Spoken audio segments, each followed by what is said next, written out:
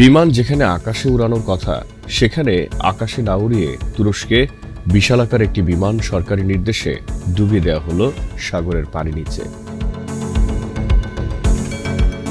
177 ফুটের বিশালাকার বিমানটি পানিতে ডোবানো সহজ ব্যাপার ছিল না, কিন্তু অনেক পরিকল্পনা করে তা ডোবানো হয়েছে।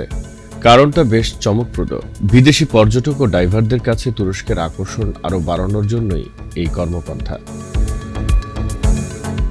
সামুদ্রিক নানা অ্যাডভেঞ্চার স্পোর্টসে খ্যাতি রয়েছে তুরস্কের, কিন্তু সাম্প্রতিক সময়ে দেশটিতে ঘন ঘন জঙ্গি হানা এবং আত্মঘাতী বিস্ফোরণের কারণে পর্যটকের আনাগোনা ব্যাপক হারে কমে গেছে।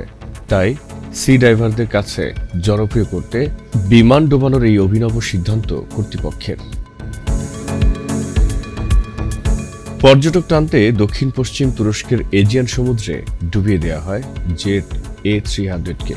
177 ফুট লম্বা, 144 ফিট উইং স্প্যান সহ এই বিমানটির সম্পূর্ণ ডুবতে সময় লেগেছে প্রায় 2.5 ঘন্টা।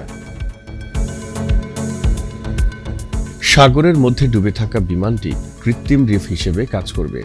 এর মধ্যেই বাসা বাঁধবে সামুদ্রিক প্রাণী, ফলে ডিপসি ডাইভিংয়ে টানে আসবে পর্যটকরা, এমনটাই প্রত্যাশা করছেন তুরস্ক সরকারের পর্যটন বিভাগ। জহির আহমেদ, সক্রিয় টিভি।